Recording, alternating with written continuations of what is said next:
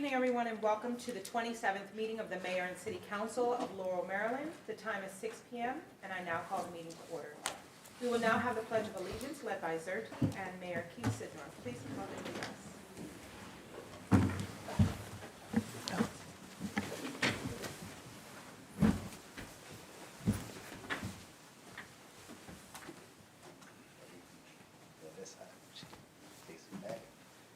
Lead us. Ready?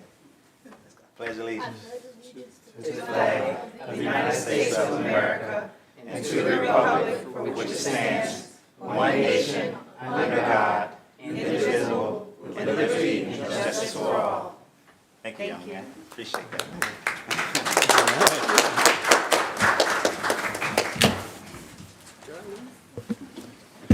Thank you so much, Zerti.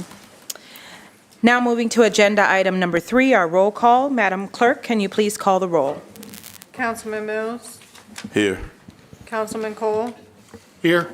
Councilwoman Johnson. Here. Councilman Simmons. Here. President Clerk. Here. Mayor Sydnor. Here. You have a quorum, Madam President. Thank you. Moving to agenda item number 4, approval of the minutes from our February 10th, 2025 meeting. Hopefully everyone has had the opportunity to review the recent minutes. Are there any suggested edits or objections from the council? If there are no suggested edits or objections, I will now entertain a motion to approve the minutes mentioned. Madam President, I move to approve the February 10th regular meeting minutes. Thank you. I have a motion from Councilmember Jeffrey Mills. Do I have a second? I'll second. Are you going to choose which one? Okay. Councilmember Cole. We have a second from Councilmember Cole. Councilman Mills. Yes. Councilman Cole. Yes. Councilwoman Johnson. Yes. Councilman Simmons. Yes. President Clerk. Yes. Motion carries. Thank you. Moving to agenda item number 5, we have the report of the mayor and city council. This evening, we will begin with Councilmember James Cole. Thank you, Madam President. Good evening, everyone. The last 2 weeks were a little bit busy with weather, some different conferences that I attended. Some highlights: on February 13th, I attended a caucus meeting for the National League of Cities. On the 18th of February, I attended the National League of Cities Finance, Administration, and Intergovernmental Relations Committee meeting. There, they talked again about the tax-exempt status for municipal bonds. It is moving forward with more support in Congress, so the resolution that we have later tonight on the agenda is very important that we get that approved and sent out. I did want to thank the Department of Public Works for working with BG&E to reopen 4th Street. I know there was a big delay. I saw that many times when the street was closed. The delay was caused by BG&E not removing the power lines from the tree. So once they removed those, Public Works was able to go and get the tree cleared today. This week's meeting of the Environmental Affairs Committee that was scheduled for Thursday has been postponed by Economic and Community Development. We are working to get a new date for March, so look for that. Coming up on March 1st, Laurel for Patuxent is having a rejuvenation pruning training at Sturgis Moore Park at 10 a.m. I will be there, and I look forward to seeing you as well. That concludes my report, Madam President. Thank you, Councilmember Cole. Next, we have Councilmember Jeffrey Mills. Thank you, Madam President. Good evening, everyone. On February 17th, we had a Muslim lobby day in Annapolis where we were lobbying with the delegates and senators on several different bills.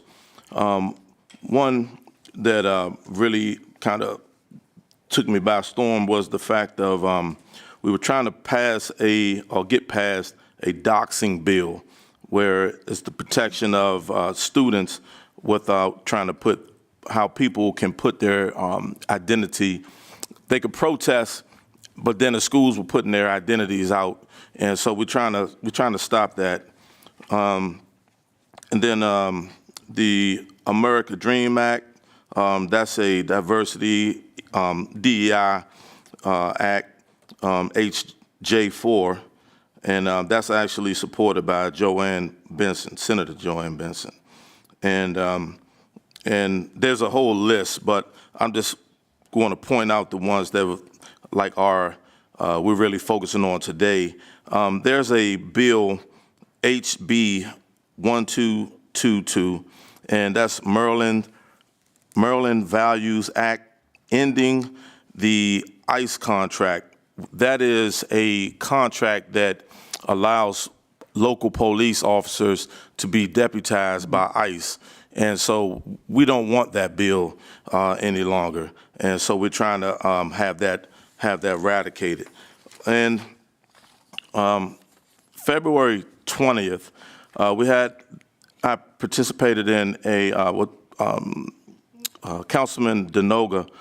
He was having a venue at Laurel Lakes Seniors Community.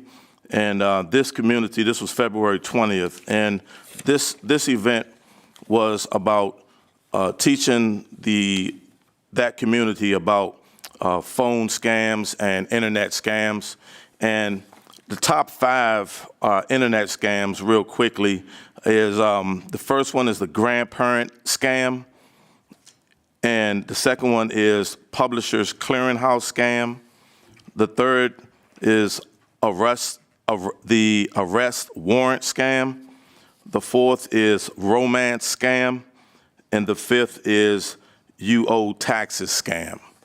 And so anytime that somebody may call you or send you an email or text or something like that, just hang up. That same evening, I attended the monthly meeting for PGCMA, and February 27th, Lars is hosting a movie right at the Laurel Town Center, and it is called No Address. This movie is about the unhoused, and it's going to be a red carpet event right here at the Laurel Town Center, and everyone is more than welcome to come out to that event. And that concludes my report, Madam President.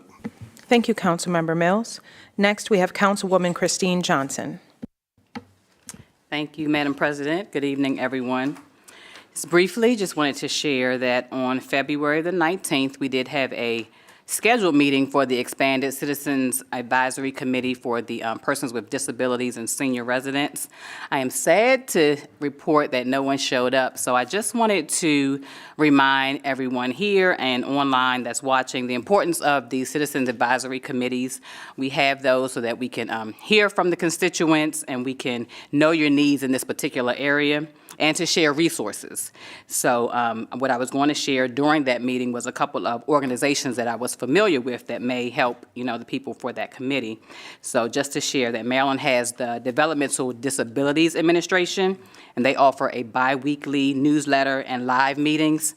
Last year, Governor Moore had March as the Developmental Disabilities Awareness Month to advocate for and educate people about developmental disabilities. So hopefully that will be a thing again this year. And then the other office that I wanted to share was the Maryland Office of Aging. They also have a website and a newsletter, a monthly newsletter that includes information about Medicare, caregivers, and dementia support, housing, and other programs and services that would benefit our senior residents. So I just wanted to, again, just ask people to come out and if you have an interest in that area, if that is important to you, to share with us in that area. On February the 20th, there was a principals breakfast I was able to attend to hear from the local principals in the area. Again, ways for us to share resources so they can tell us what issues and problems that they're facing, and we can let them know that what we're doing in the city to alleviate those problems. And just to share some upcoming events, we have a lot going on in the city. On February the 26th and March 5th, ECD has a couple of events. So ECD will host a roundtable to discuss equity in the City of Laurel's master plan. That'll be here at 6 p.m. On March the 5th, they will host a free financial workshop for any small businesses. Also here, that'll be at 10 a.m. On March the 7th, or the month of March period, is Women's History Month, so a couple of things to highlight that. So on March the 7th, International Women's Month, a ladies' meetup will be at the Mansion from 6 to 8. pre-registration is required, and you must be 18 or older, so a little older crowd, but that is one thing that's going on. And then lastly, again, for Women's History Month, we will have our second annual Women's History Program, and the focus this year, just to remind everyone, will be on education, mentorship, and leadership. So what we've done is invited a couple of mentor organizations to present and let you know what services that they have to offer. So feel free to bring your kids so they can get information about these organizations, and we will have a dynamic speaker to share. She's an educator and an author, and she will share about mentorship. And that concludes my report. Thank you, Councilwoman Johnson. Next, we have Councilmember Adrian Simmons. Thank you, Madam President. Just to share a couple items, as folks may be familiar with, I was appointed to the Historic District Commission towards the end of last year, so I've been coming up to speed on that. I wanted to thank the commissioners for their warm welcome, and also been, good to be getting comfortable with the Unified Land and Development Code that we have here in the city. As you might imagine, who doesn't like a good code? It's great reading. Just curl up with a hot cocoa and wine and look out the window. It's a page turner, and you just wonder what's going to happen in Article 4. But anyways, I did want to share that I had distilled some key points from common questions I get from folks related to the Historic District Commission into some 10 fast facts, sort of a la David Letterman. So if you go to my site, adrianforlaurel.org, you'll find out some 10 fast facts, whether it's about tree removal, expedited approvals, things about our tax credit and how it works, and hopefully that's helpful to folks. I also, last Friday, was able to attend part of the funeral viewing and service for Laurel Fire Department, Robert Colson, and I got to talk to his brother and sister and two of his sons. And for those of you who may not be aware, he was a Laurel volunteer fireman for 60 years. And so that was just really special to be there to hear some of those stories. One of the things that struck me in my reflection was I asked his son, well, hey, how did he first get interested in being a firefighter? And he said, well, originally he lived in Savage, but he was bumped into somebody from Laurel Fire and wanted to become a member and moved down here and did it for 60 years. And for me, that really is just a great testament to planting roots in a city, helping contribute to that city's, in this case, safety. And so it was definitely a image to sort of follow and to live up to. So. Thirdly, I wanted to thank the Laurel for the Patuxent for the cleanup. I believe it happened this past weekend.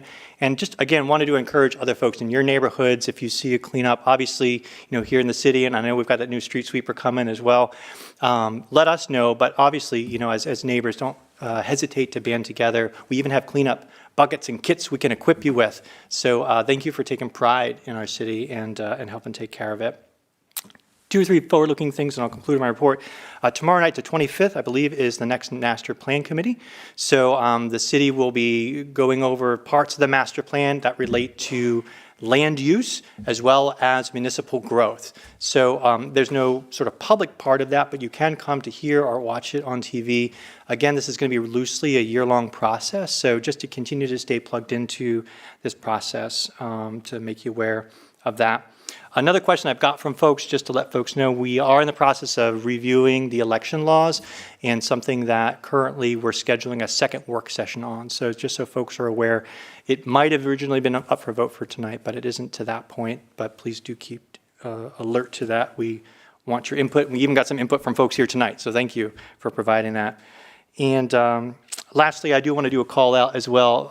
We're looking for one more member on the Pedestrian and Bicycle Committee. So if you like to walk, or you like to ride a bike, please reach out. We'd love to get you connected. That's it. Thank you, Madam President. Thank you, Councilmember Simmons. For my report, first, as my fellow colleague mentioned, I would like to send my deepest condolences to the entire fire department, family and friends of past President and Chief of the Laurel Fire Department, Bob Colson. He was truly an example of service to others. Also, I would like to extend my get well wishes to previous Mayor Bob DiPietro, and I'm really glad to see that he's doing well.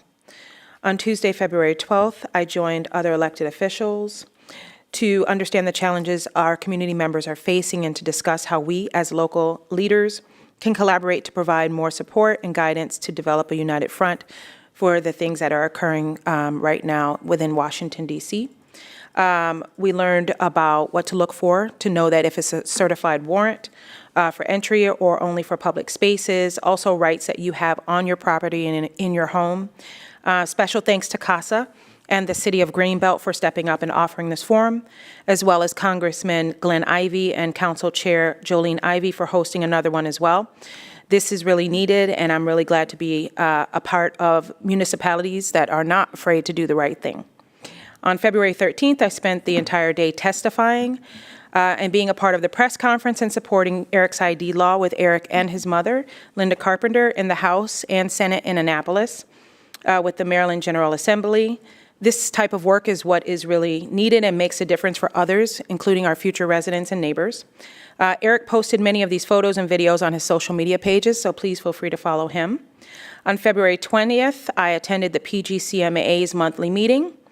And on Friday, February 21st, passed Chief Colson's service at the Firehouse Number 10. Reminder, as Councilwoman Johnson shared, on the Women's History event that she's leading. For these type of events, it takes a lot of people.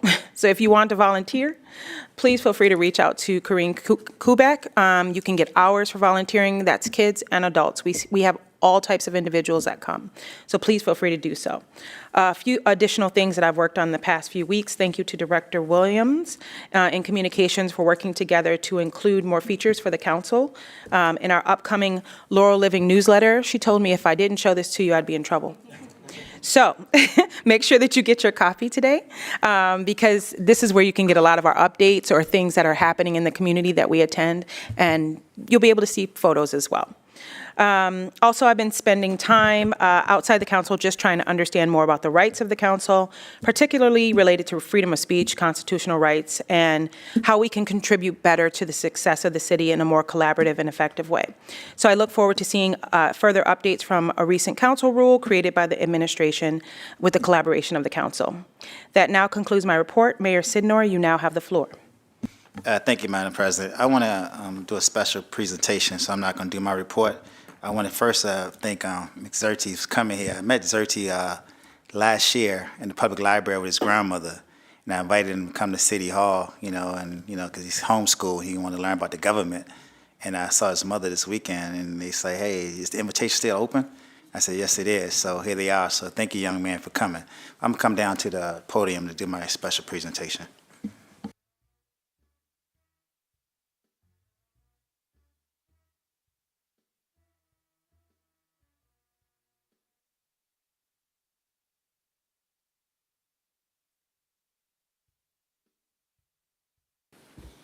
Since it's Black History Month, I had the pleasure last week attending a movie in Greenbelt, and I met a special young man that was is a historian. And I don't know if many of you guys watched the Netflix special Tyler Perry has about the 688 Postal Battalion, all-black African-American female unit that's in World War II. That when you're in the military, deputy chief can protest and co-sign this for me. Mail is very important. You're out at sea or in the desert somewhere, and you don't get any mail from home, it become very depressing. And so these ladies was challenged to go over there and get this mail done. They thought it was going to fail, but they accomplished this mission. And Tyler Perry made this movie about them, but I don't think Tyler Perry knew anything about this movie or by writing this movie until he met this young man here, Mr. Kevin Humel, who's a historian for the Army. And he was doing this interview on World War II veterans that, African-American, and he started interviewing this one corporate, Lena Davenport. And they just started talking, and then he produced this article and get a call from Tyler Perry, and they started working together. And next thing you know, we got this movie, this movie that on Netflix that, like I say, I'm big on history, and a lot of folks like history, but to see all African-American female unit, 688 women in a segregated military, went over to World War II and delivered 17 million pieces of mail in 90 days. They was given 6 months to do it, and they was worked in the worst conditions. And this Kevin, just been a historian and writing about this, got the attention. And so I said, Kevin, man, the city got to know about this because, are you able to come down here to City Hall Monday for we can acknowledge you for your work? And he said, yeah, I'll make it. And he's here he is right now. So with further ado, Mr. Kevin, can you come up, please? Yes, sir. I think you're on. Thank you. So I'm going to take a moment to read this citation to you, this mayor citation. In recognition of your outstanding contribution to preserving and honoring the history of the 688 Central Post Battalion, the only African-American all-female unit to serve overseas during World War II, your dedication to researching and writing about this courageous women of Women Army Corps brought the long overdue recognition of this invaluable services and inspired by Tyler Perry the creation of the Netflix film, The 688. Your work ensured that the incredible story of these brave women who has adjusted 90 days, processed over 17 million pieces of mail, lifting the spirits of countless troops, was shared with the world. Without your efforts, your legacy have remained unhidden for longer. On behalf of the City of Laurel, I extend our deepest gratitude and commend you for your commitment to preserving the virtual part of American history. Your storytelling has not only educated us, but also inspired future generations to recognize the often overlooked heroes who are shaping our nation. Congratulations, presented by Mayor Keith Sydnor and the Laurel City Council. Thank you, Mayor.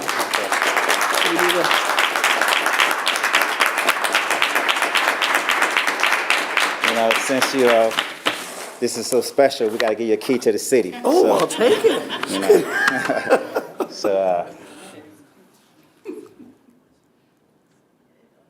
So I'm going to bring the city council down and take a picture with you as well. Okay, thank you. Thank you. You want to say a few words? Sure. This is kind of a surprise.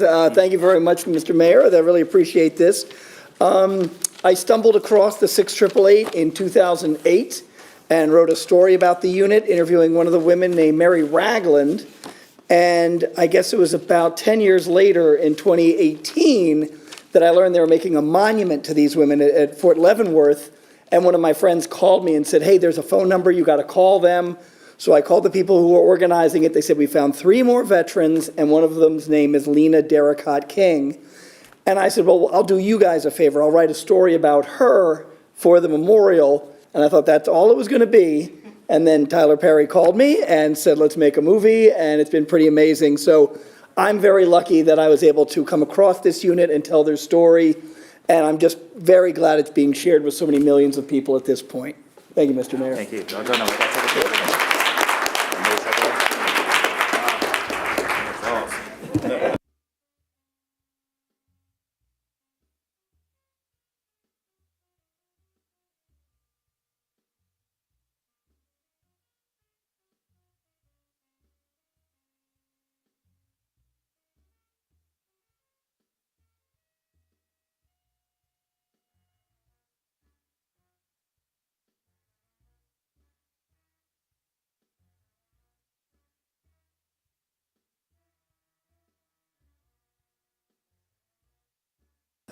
Councilman Johnson's in charge of Women History Month. And I know you like telling the story, so she already know about this, but it'd be a great opportunity for you to get with Kevin and show the 888 movie to the women. Okay. And have Kevin come and, narrate it after the movie. I know he's probably busy though, but exchange numbers and something like that for Women History Month, How you like that? I'm doing it. All right, see, he already signed you up, man.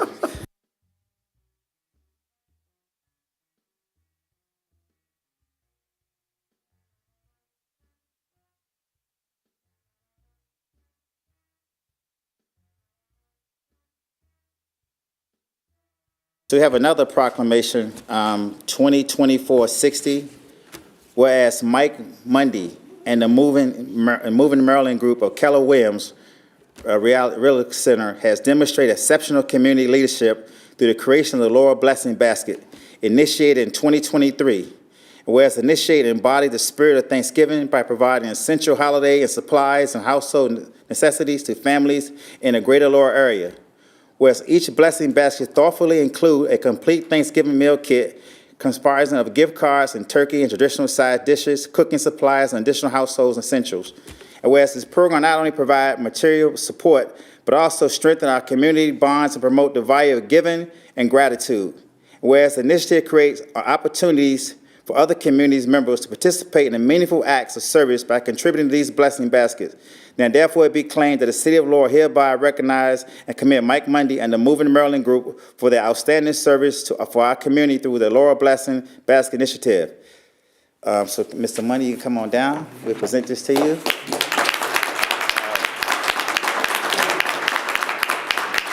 Congratulations, my Laurel shirt on. I love that. Let's see the shirt. Yeah, see the shirt. And the city council, come on down one more time.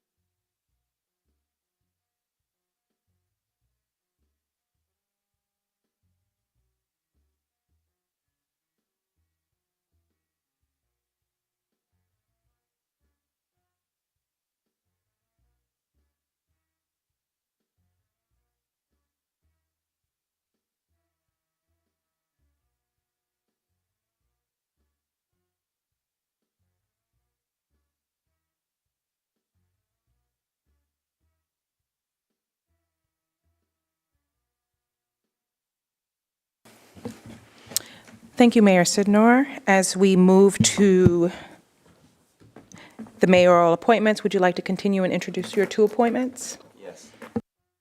Thank you, Madam President. Tanéa Brown, appointed to the Committee of Senior Residents and Person Disability, appointment started on February 24th, 2025 to February 24th, 2027, and Yolanda Pearson to the Juneteenth Committee.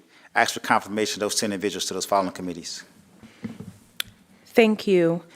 May I now have a motion from the council to approve the 2 appointments mentioned this evening by Mayor Sydnor? Madam President, I move to accept the appointments from the mayor. Thank you. We have a motion I'll second. from Councilmember Cole and a second from Councilmember Mills. Madam Clerk, can you please call the roll? Councilman Cole? Yes. Councilman Mills? Yes. Councilwoman Johnson? Yes. Councilman Simmons? Yes. President Clerk? Yes. Motion carries. Thank you. Next on the agenda item number 7, we have our general public hearing. This is a time that we want to hear from you, our community. Your voice matters, and we value your input. We encourage you to share your thoughts, your concerns, and your ideas with us, as they are essential to shaping our work and our city's future. Madam Clerk, I see that we have 2 people signed up this evening to speak. As a reminder, each person has 3 minutes to speak. Please be sure to state your name and the street and city that you live in. For the record, I will now open the public hearing at 6:27 p.m. First, we have Miss Amy Dunham.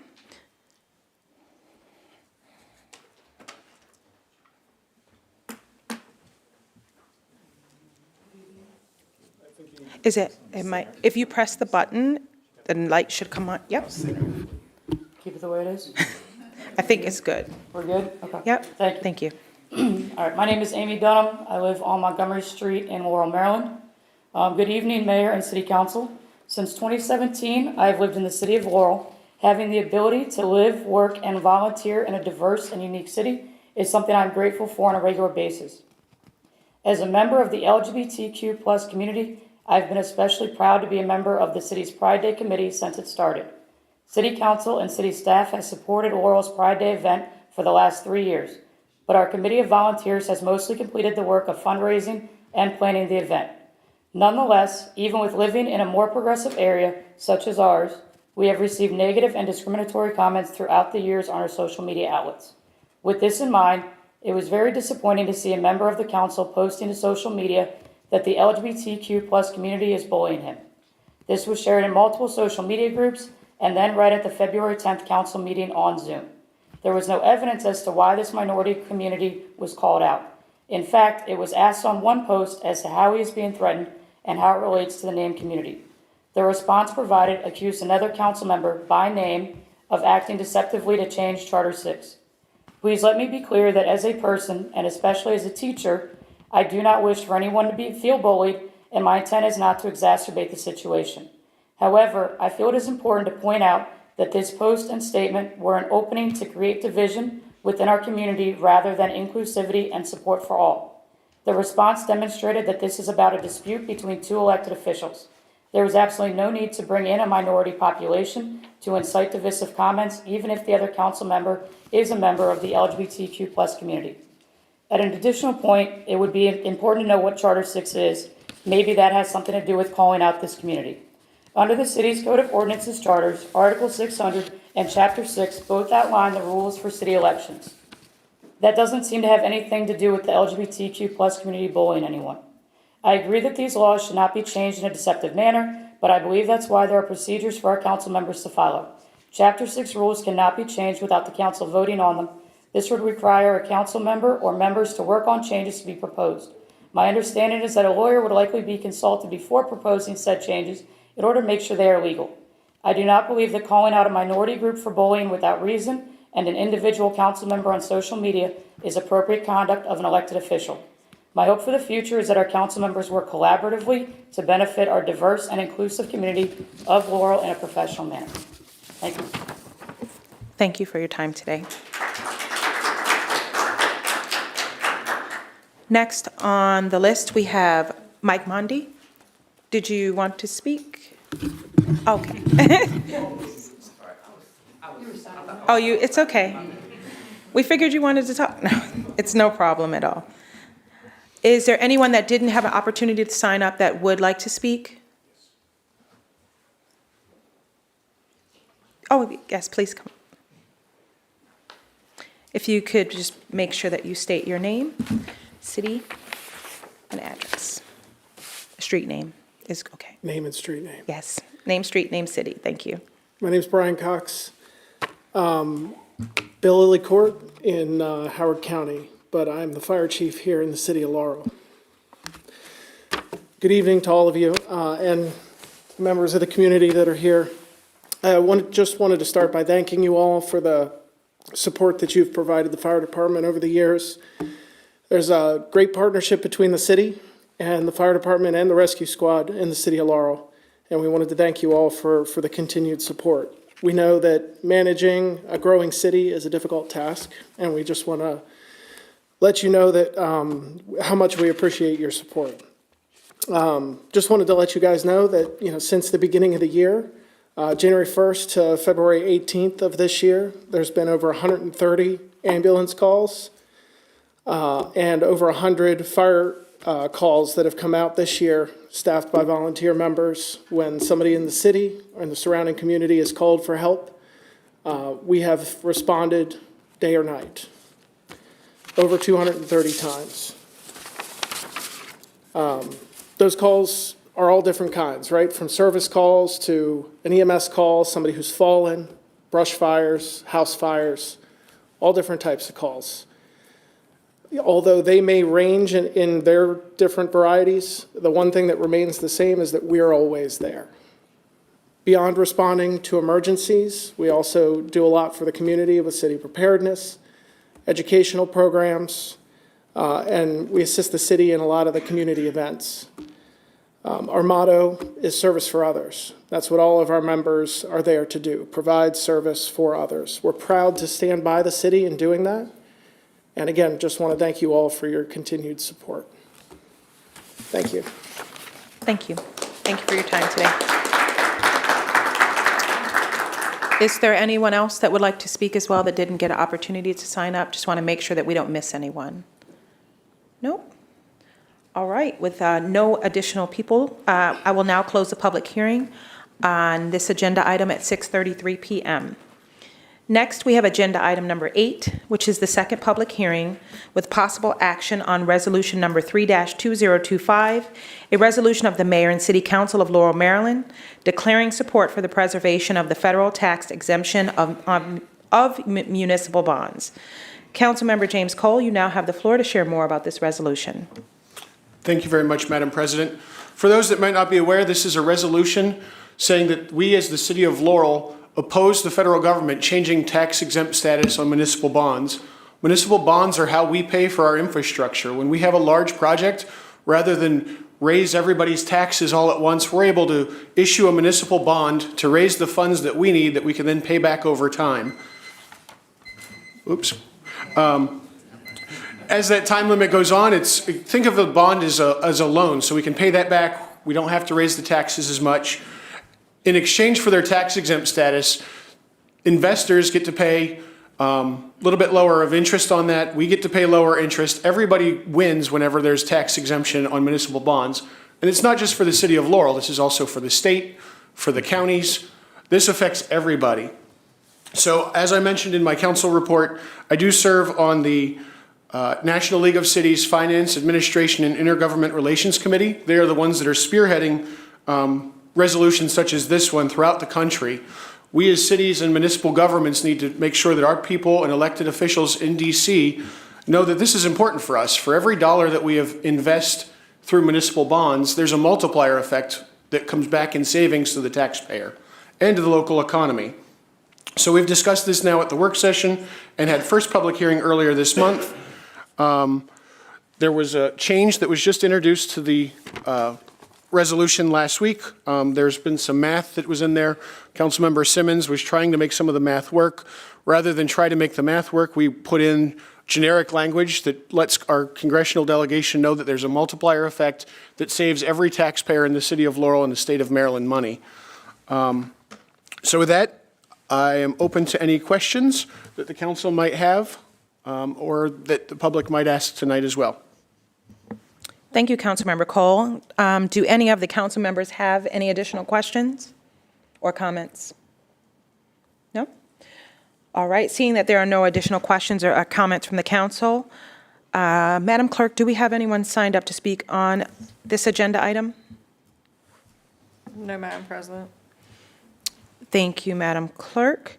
Seeing that there are no speakers signed up, I will open the public hearing portion of this at 6:36 p.m. and close the public hearing at 6:36 p.m. If it is the council's desire to pass resolution number 3-2025, I will now entertain a motion.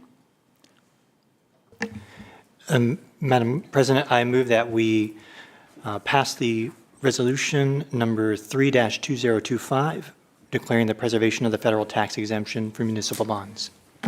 Thank you, Councilmember Simmons. I have a motion from Councilmember Simmons. Do I have a second? I'll second. Thank you. I have a second from Councilwoman Johnson. Madam Clerk, can you please call the roll? Councilman Simmons, Yes. Councilwoman Johnson, Yes. Councilman Cole, Yes. Councilman Mills, Yes. President Clark, Yes. Mayor Sydnor. I concur. Motion carries. Thank you, Madam Clerk. Well, that concludes our agenda this evening. Thank you, everyone, for coming and for your time this evening. With no further business to come before the mayor and city council, this meeting is now adjourned at 6:37 p.m. Have a great night.